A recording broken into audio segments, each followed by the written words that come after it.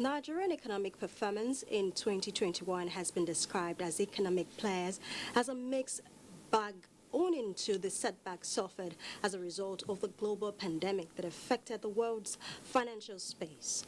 The macroeconomic sector, which played a key role in the nation's business environment, had its feet dragged for a while due to the double-digit inflation rate, uncertainty in the foreign exchange market, gross domestic product growth performance, and deficit in balance of trade. Not deterred by these assumptions, the fiscal authority embarked on various policy performance with a view to set the domestic economy in recovery and growth path, as well as encourage foreign portfolio investment.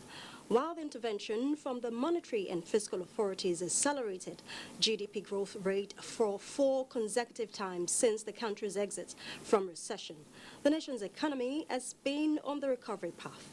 How can this recovery be sustained? What should key players do to ensure the improvement in 2022? This and more will be our focus on Panorama today, reaching you live on the network service of the NTA. I am Kendi Adebisi. Thanks for joining us.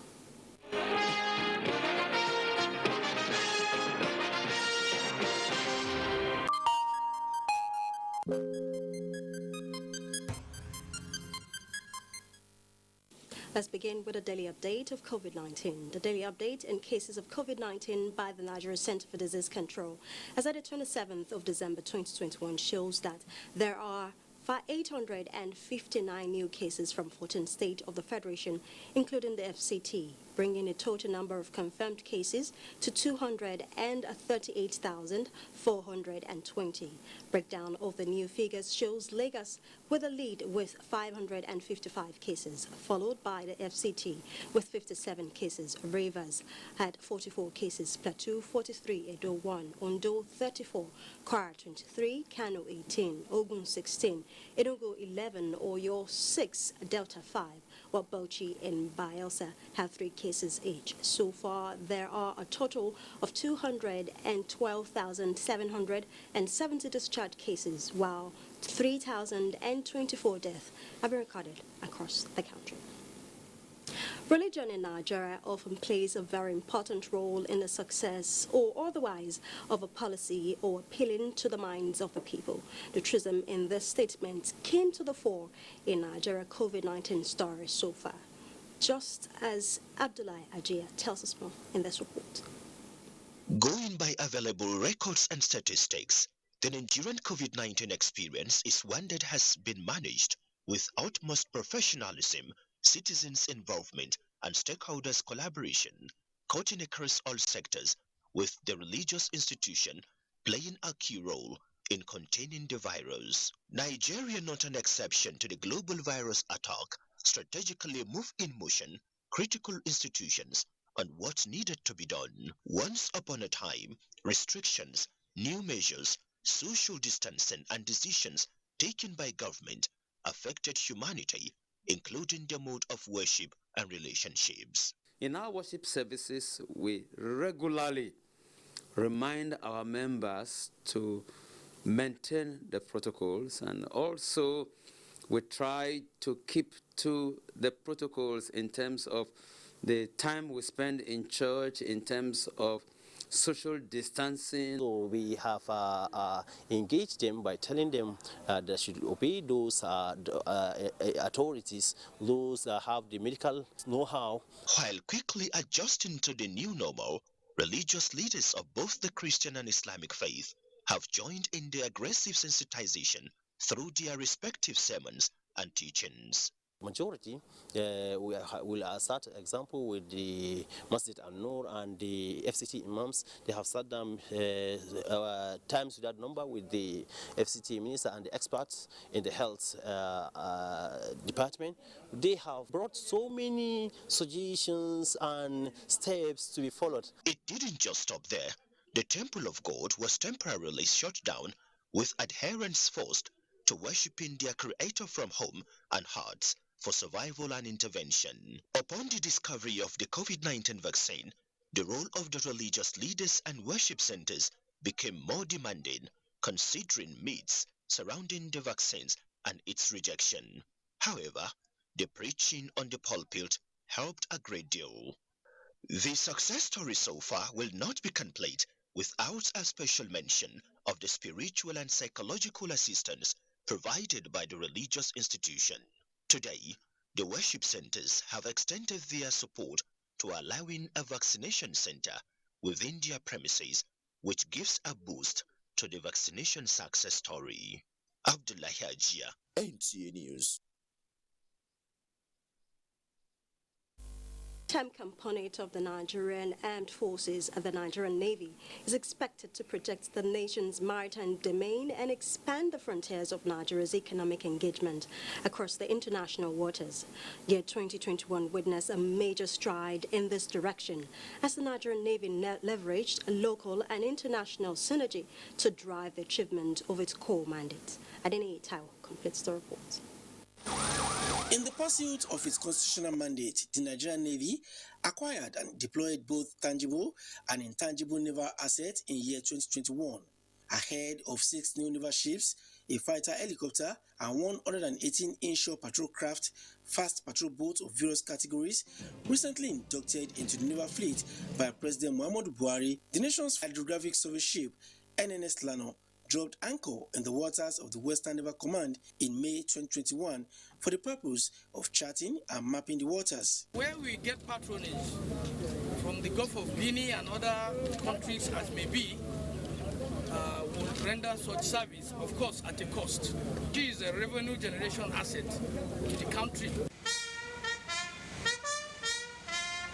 At the Western Naval Command, Apapa Lagos, Nigerian Navy's international cooperation and engagement for the purpose of protecting the Gulf of Guinea and Nigeria's economic interest was demonstrated by a total of 8 port calls by foreign navies to the flag officer commanding, while the Navy was active in leading joint operations against economic criminals on the domestic front through platforms such as the DW Project and Operation Awatse.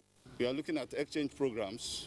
We are looking at any way we can develop capacity, both ways, for us to collaborate and be able to expand our capacity. In the outgoing year, the Navy was emphatic in its readiness to give pirates and other sea criminals bloodied nose by securing conviction of 10 sea pirates in July under the provision of the Suppression of Piracy and Other Maritime Offences Act 2019.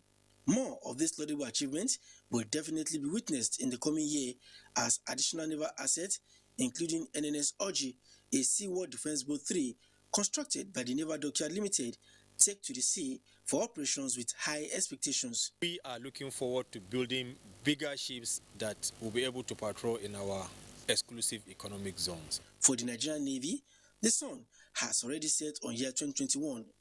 In 2022, it is onward together again. In Lagos, Adeni Taiwo, NTA News. Few days after the Nigeria Customs Service announced the interception of 14 trailer load of imported rice from different parts of Ogun State, operatives of Semi-Command of the service have intercepted a container filled with items suspected to be tramadol capsules. Adeni Taiwo completes the report. 100 cartons of the items suspected to be tramadol capsules were concealed inside 200 packs of jumbo-sized adult diapers in a 1x20-foot container. Weighing 360 kilograms, the capsules and the diapers have a combined duty-paid value of 1,447,927,050 naira. Parading the items, the Customs Area Controller BM Jibo said the container with mark number MRKU 9090415 was handed over to the Semi-Command on November 15, 2021 by the Republic of Benin authorities under transit to Nigeria. He added that the service invited other security agencies and stakeholders to witness the examination of the container on December 20, as no importer or his representative had come forward to continue the process of clearance procedure. Samples of the items have been handed over to National Agency for Food, Drug Administration and Control, NAFDAC, to ascertain and confirm the drugs, while the command has also initiated a full-scale investigation to fish out those involved in the illicit importation. The area controller warned criminals to desist as officers and men of the command are not losing guards at ensuring that smuggling under any guise is brought to the barest minimum.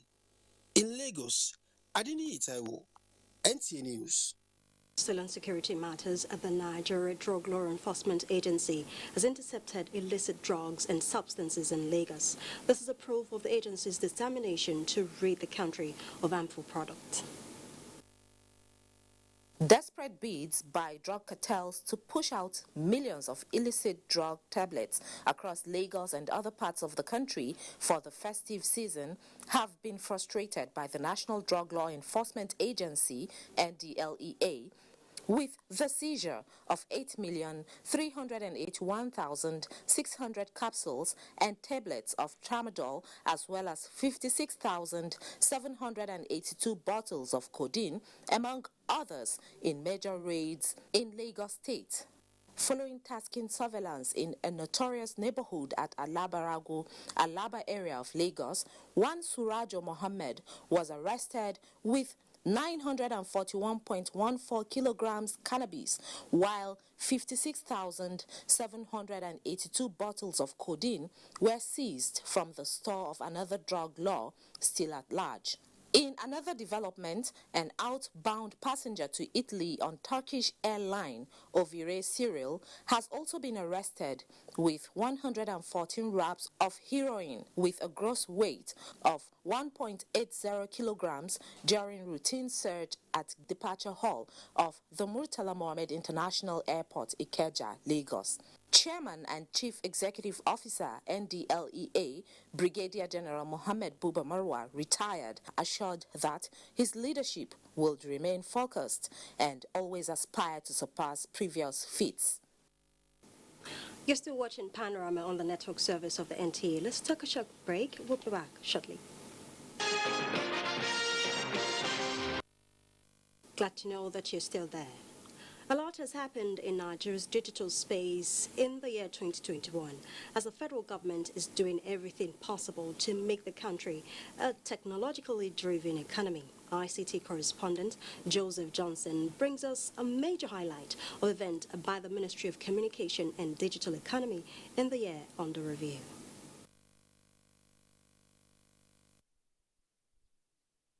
It appears one can't really talk about the nation's relatively flourishing digital space without mentioning the year 2020, which brought about increased attention turned to the sector for ease of navigating the coronavirus pandemic times. It is no longer news that in the same year, the sector soared on the GDP of the country as it recorded the fastest growing sector of the economy, a feat which many say gave 2021 a promising look. But just as the new year under review was being welcomed, the incessant cases of insecurity in Nigeria, among other issues, necessitated the need for the ICT sector to once again rise to the challenge of proffering digital solutions, which saw the National Identity Management Commission, NIMC, fast-tracking the exercise of NIM-SIM linkage. The Commission, as at December 2021, says it has so far issued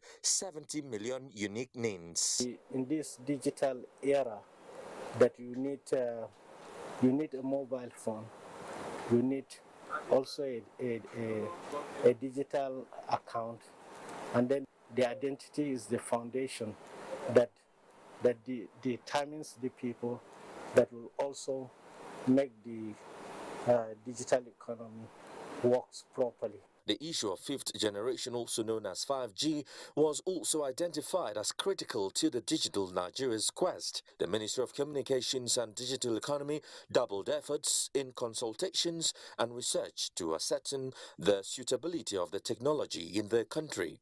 A mock and main auction of 5G spectrums were held respectively by the Nigerian Communications Commission (NCC) ahead of the deployment come 2022. The year also witnessed increased collaborations and inauguration of multiple digital economy projects. If you look at the statistics, only ICT sector has the growth rate of double digits. Most of the other sectors, even the growth rate is single, but in our own case, double-digit growth. All these things are really encouraging. And in 2022, our plan is to consolidate the achievement of the previous years and also try to see how we can increase our contribution to GDP, how we can provide the digital skills to our citizens, and how we can make our digital economy to be the greatest, not only and the biggest, not only in Africa but including other continents. With our 160.593 billion 2022 budget for the ministry and plans on top gear for the deployment of 5G technology in the first month of the year, there are indications that 2022 also looks promising for the communications sector. Joseph Johnson, NTA News. The Nigerian economy is on recovery path as it's recorded accelerated GDP growth for 4 consecutive times since the country exited recession. Ingino John examines the performance of the economy in 2021. 2021 fiscal year in Nigeria began with a backlog of challenges occasioned by shutdown of the global economy caused by the coronavirus pandemic. This slowed down full implementation of the 13.6 trillion naira 2021 budget in critical sectors of the economy. The macroeconomic sector, which plays a critical role in the nation's business environment, had its feet dragged due to double-digit inflation rate, which rose to 18.71% in March and later declined to 15.4% in November. Uncertainty in the foreign exchange market, gross domestic product growth performance, and deficit in balance of trade also stood against the economy. These 4 pillars of economic assessment, coupled with the COVID-19 pandemic, raised several assumptions on possible GDP growth. Not deterred by these assumptions, the fiscal authorities embarked on various policy reforms with a view to set the domestic economy on recovery and growth path. These interventions accelerated GDP growth for 4 consecutive times since the country exited recession in the 4th quarter of 2021. To further record a decline in inflation in 2022 fiscal year, experts say government should boost productivity to drive output as well as minimize the monetization of fiscal deficits. In Lagos, Hingino John, NTA News. To further discuss Nigeria's performance in the economic sector in the year 2021 is an economist and MD, Center for Promotion of Private Enterprise, Mr. Muda Yusuf. You're welcome, sir. Thank you very much. My pleasure. Straight to the questions. What would you say was the performance of Nigeria's economy in the year 2021, especially amidst the COVID-19 pandemic and all the assumptions? Well, the performance was fairly okay, especially when we compare it with what happened in 2020. 2020 was really very bad. And even from your background report, we could see that there had been an incremental positive performance in GDP growth. We had in Q1 0.5%, in Q2 we had 5%, in Q3 we have 4%. Yes. I think that is very good. And these are also reflections of the fact that economic activities are beginning to pick up. The impact of COVID is beginning to dissipate. You know, the impact was not as severe as what we had in 2020. And many of the sectors that were under lockdown restrictions, all of those things are beginning to ease, not just only within our own domestic economy, but globally. And if you look at the external sector, the oil price is also looking good, which also impacted positively on the economy in 2021. Yes. And the global value chain is also is becoming a bit normalized and all of that. So generally the performance in in 2021, at least on the score of the GDP and the resumption of economic activities, was okay. Right. Of course, we had challenges. Yes. We have challenges in the area of insecurity. We have challenges in the area of some macroeconomic variables. Yes. Key among these was the challenge of inflation. Mm. Okay, the before we go to that, sir, I would like to ask you, despite all the challenges, before we talk about that, there were some interventions by the federal government, monetary interventions for small-scale enterprises and all of that. Do you think these also contributed to what we see now in our nation's economy? Of course, of course. The impact of the intervention, both from the monetary side and the fiscal side, yes. also contributed because we had the economic recovery and growth plan, yes. and within the context of that plan, we had an expenditure of over about 2.3 trillion, which also helped to, stimulate the economy back to life. The CBN was also very bullish in its intervention from the development finance side, supporting agriculture, supporting the real sector, and all of that. So all those factors also contributed, to the recovery that we saw in 2021. All right, so taking you back to your earlier view now, you talked about some of the issues we had, insecurity as one of them. Yes, there were critical moments yes, in our nation's economy this year. So what were some of the things we did that helped us, so to say? Well, first to identify the challenges. First, we had this very serious challenge of the inflationary pressure, which affected both the household, I'm talking of individuals now, that's talking about their welfare, yes. and the implications for purchasing power, implications for poverty. It also has implications also for businesses, cost of production, profit margins, sustainability of business, capacity to create jobs, and all of that. So the inflationary situation was one major issue. Yes, we really don't have so much time, but before I let you go, I would like you to just say something briefly projected into the year 2022. Well, 2022, the outlook is positive. We look at all the key fundamentals, the positive outlook in oil price, the fact that economies around the world are already beginning to pick up, and the fact that even the domestic economy is already beginning to pick up. So, although there are still issues that we need to deal with, but the outlook is fairly positive. Thank you very much, sir. Thank you. I've been speaking with Mr. Muda Yusuf. He is the MD Promotion of Private Enterprises. Thank you very much for your time, sir. Thank you. Thank you, sir. All right, Sports Update is next. And that's all on Panorama. Stay tuned to the NTA for more updates happening around the world. I am Kehinde Adebisi. Many thanks for watching.